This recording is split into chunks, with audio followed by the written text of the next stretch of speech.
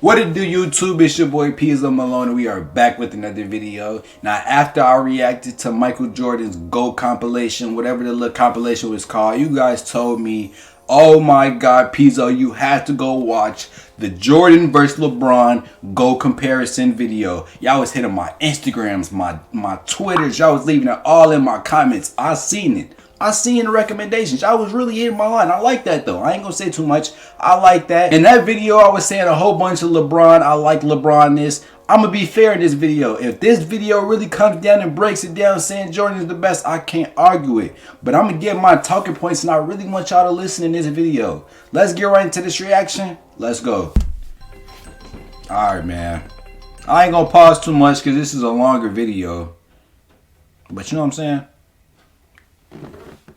When you're good at, all right, let's just go back a little bit. You know what I'm saying? Read up. When you're good at something, you'll tell everyone. When you're great at something, I get it. They'll tell you. I get it. Okay. Now, I said I ain't gonna pause too much, so I'm gonna make this a very useful pause.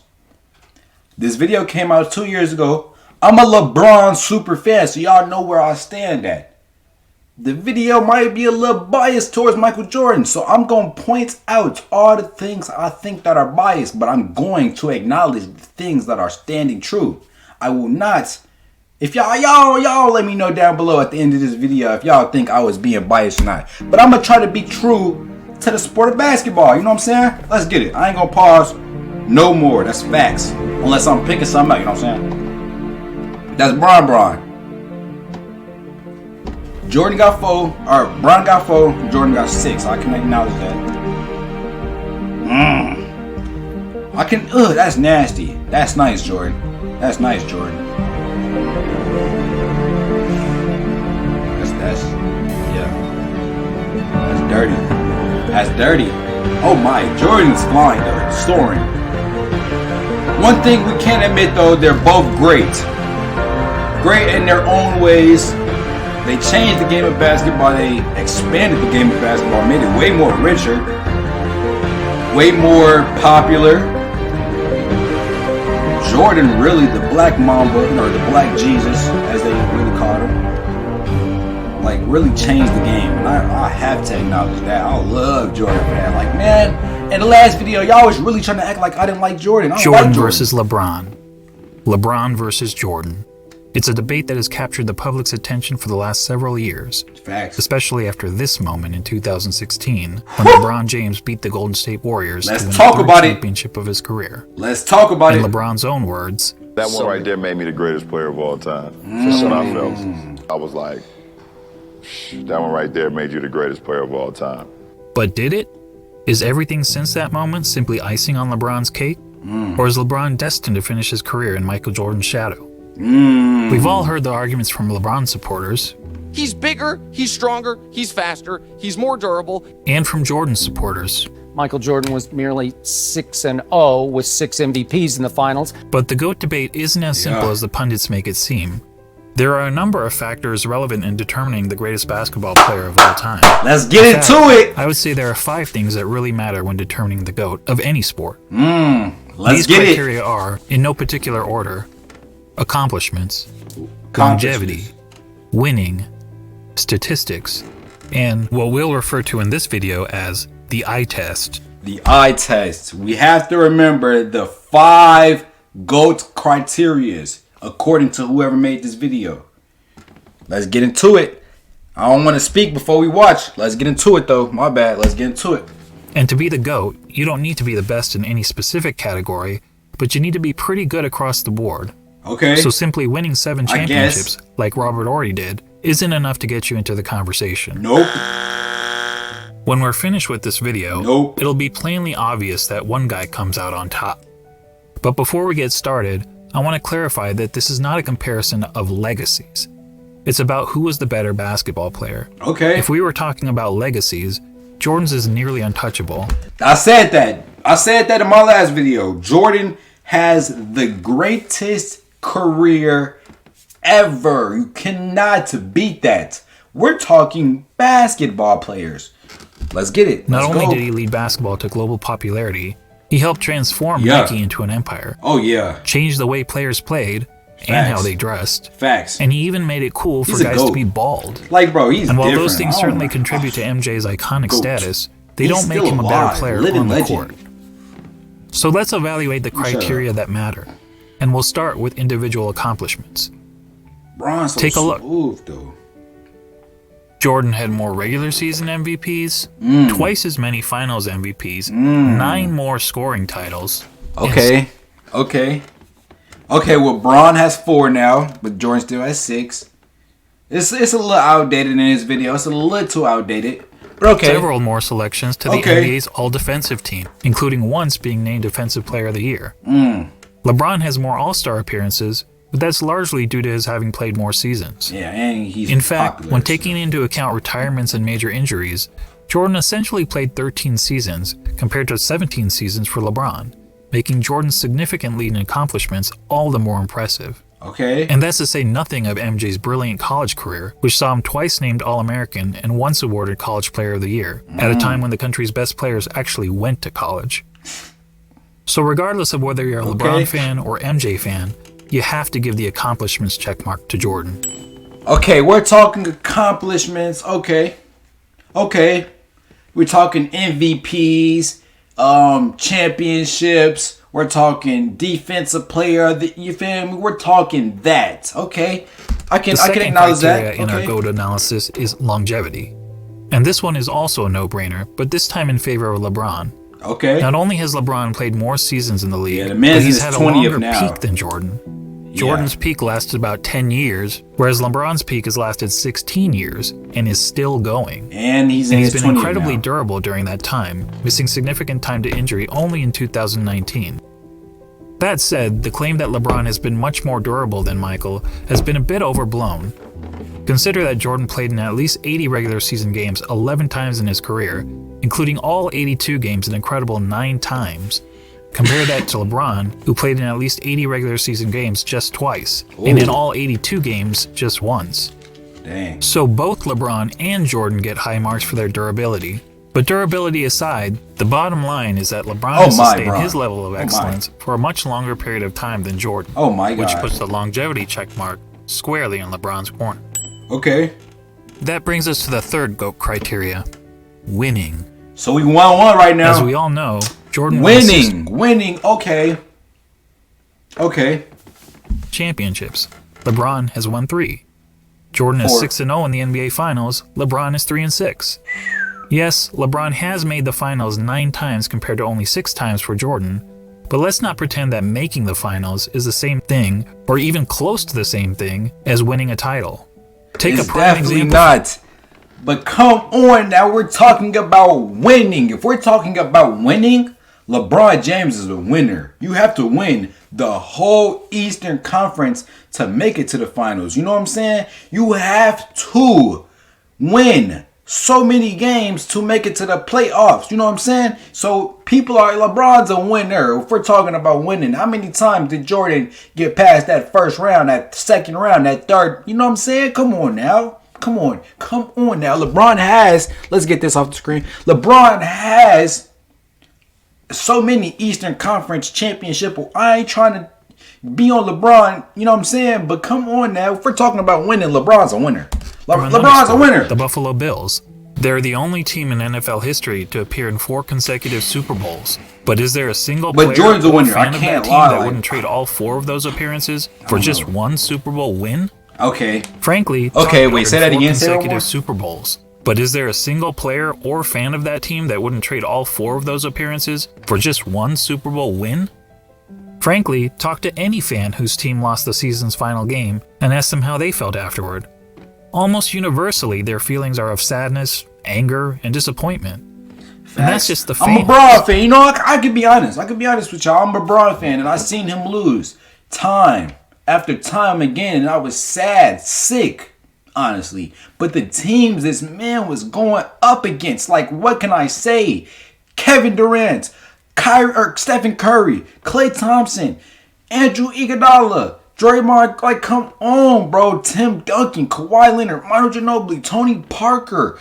Only one you could really give LeBron for losing is that that 2011. Like, be honest with yourself. Be honest with yourself. For players, those feelings are only magnified. Listen to Charles Barkley talk about losing in the NBA.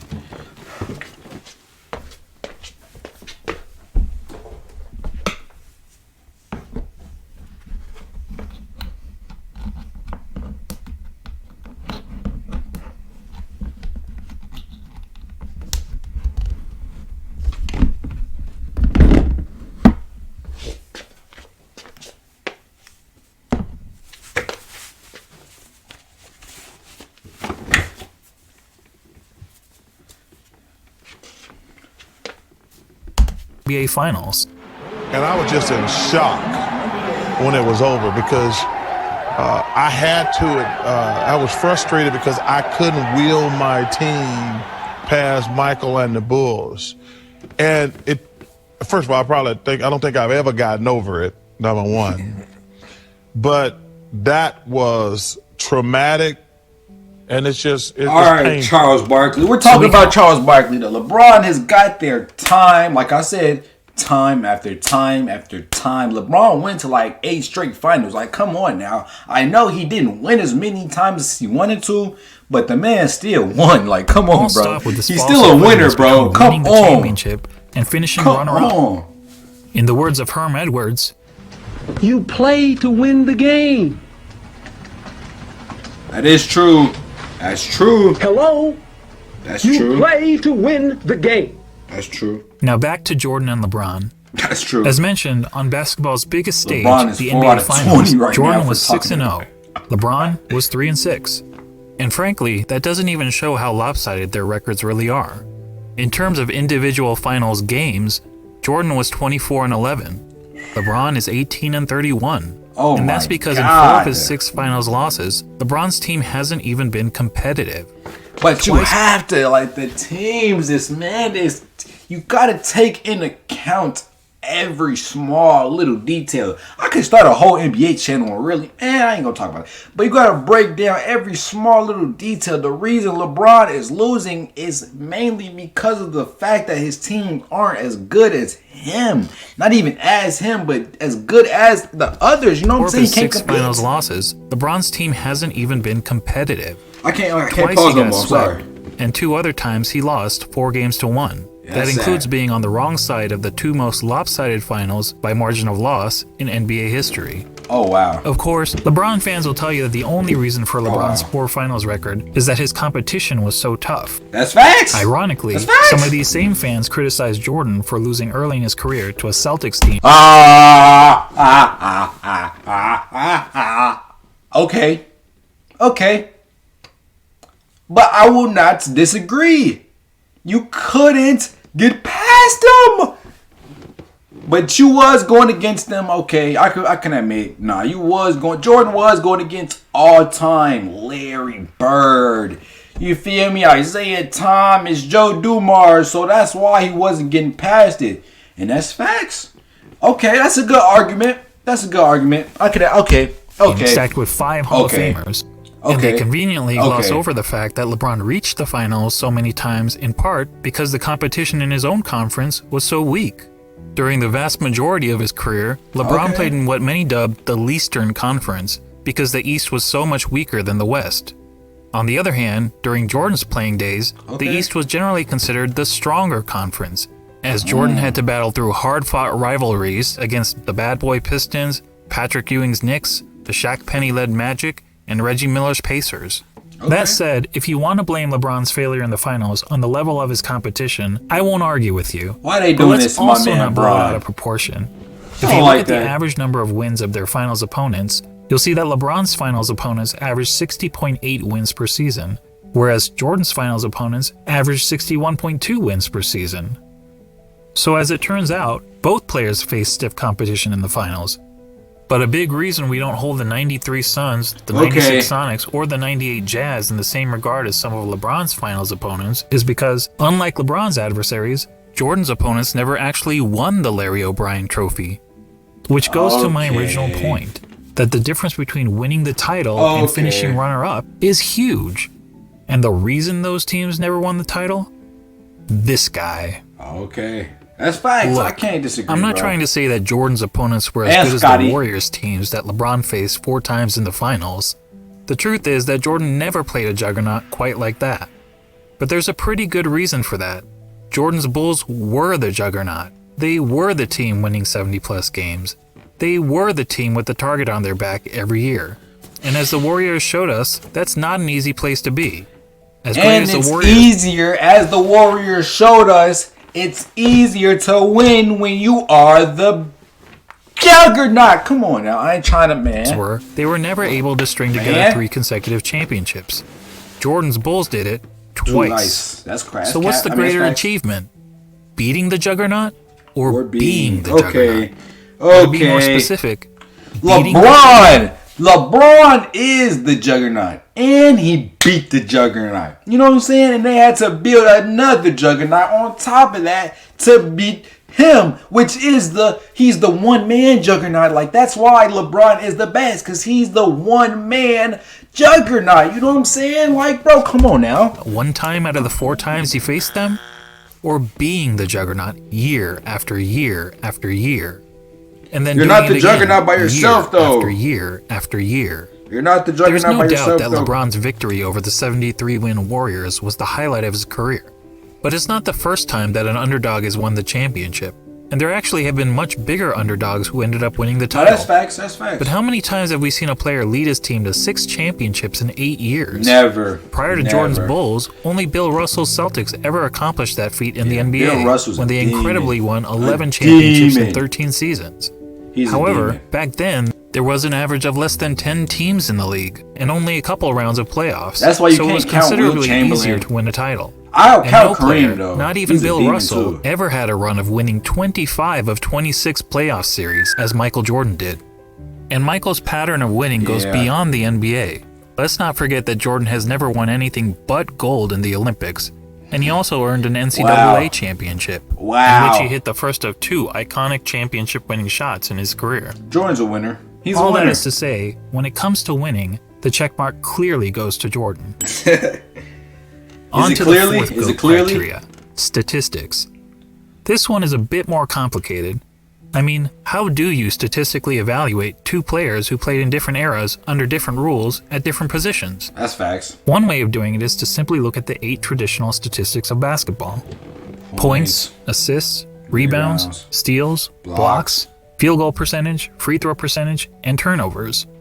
And we'll focus on per game stats rather than cumulative stats, since cumulative stats such as total career points and total career assists really speak to longevity, which is already its own category of the GOAT analysis. Per game stats, on the other hand, is more of an that kind of sounds like a hey, we're gonna push this to the side. We're gonna make it this type of way so that it goes in Jordan's favor, not LeBron's. Because if we did it cumulatively, we know LeBron's sweeping Jordan out the water just because of the longevity. No, because LeBron's good, bro. Come on now. Total career points and total career assists really speak to longevity, which is already its own category of the GOAT analysis. Per game stats, on the other hand, is more of an apples-to-apples comparison. So looking at the 8 traditional stats, we see that Jordan leads LeBron in 5 of them: points per game, steals per game, blocks per game, free throw percentage, and fewer turnovers. LeBron leads in the other 3: assists per game, rebounds per game, and field goal percentage. But that's a pretty simplistic way of looking at statistics. What if we instead turn to analytics?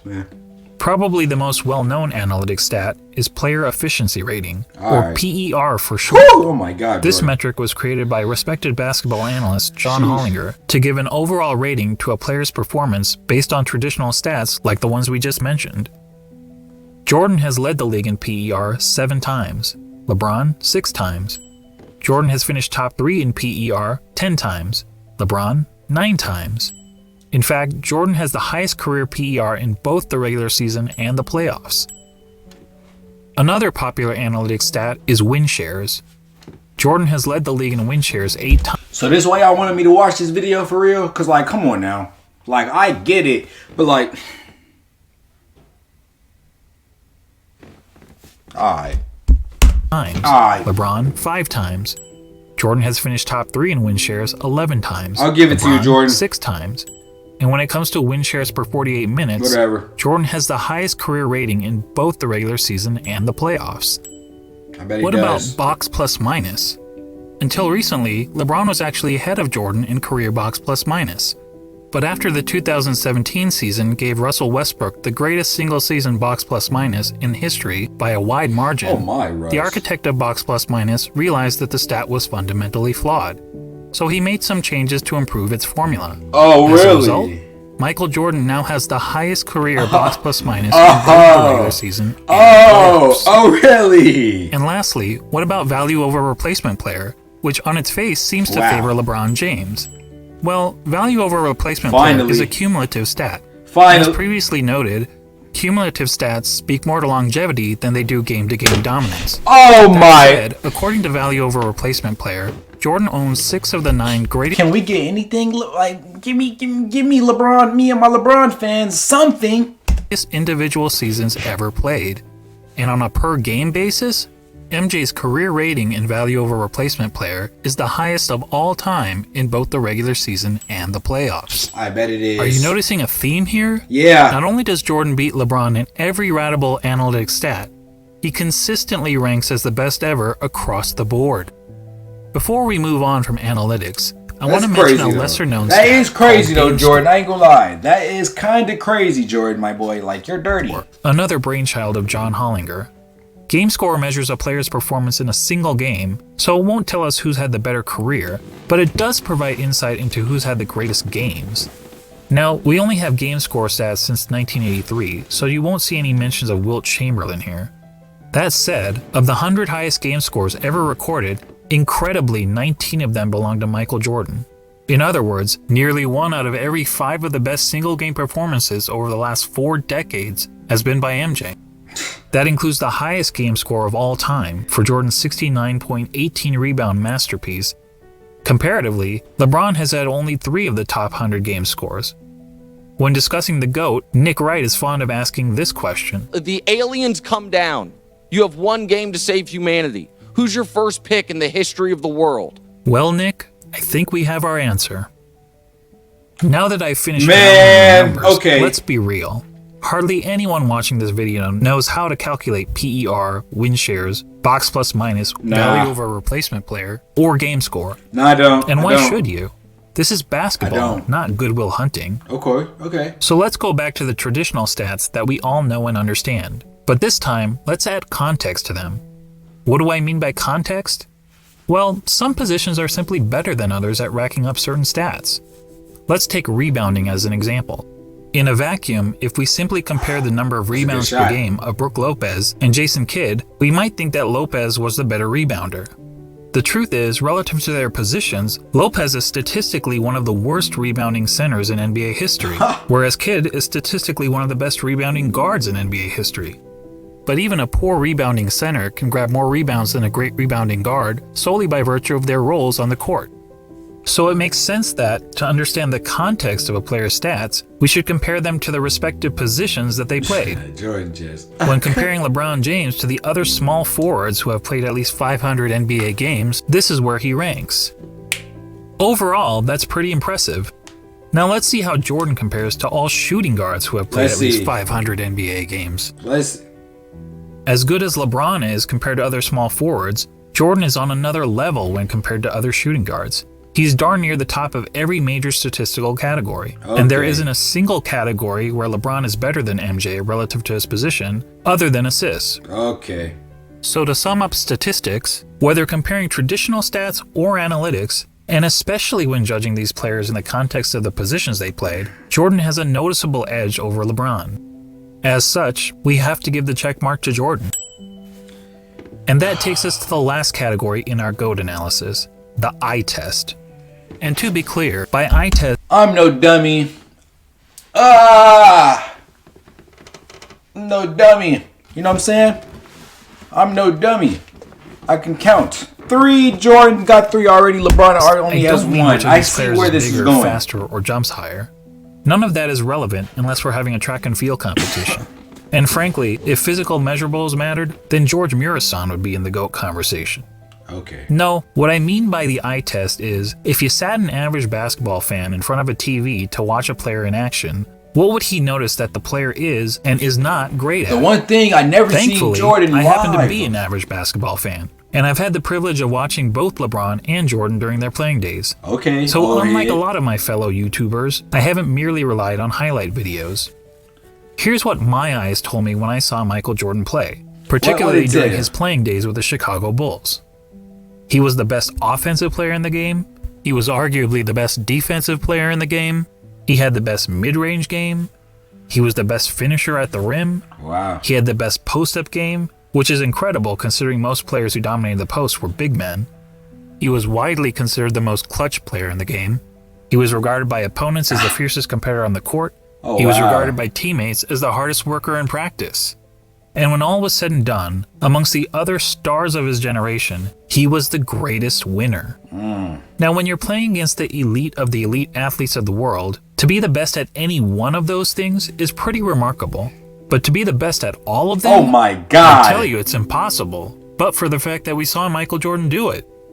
And when it comes to the GOAT debate, that's the biggest hurdle facing LeBron.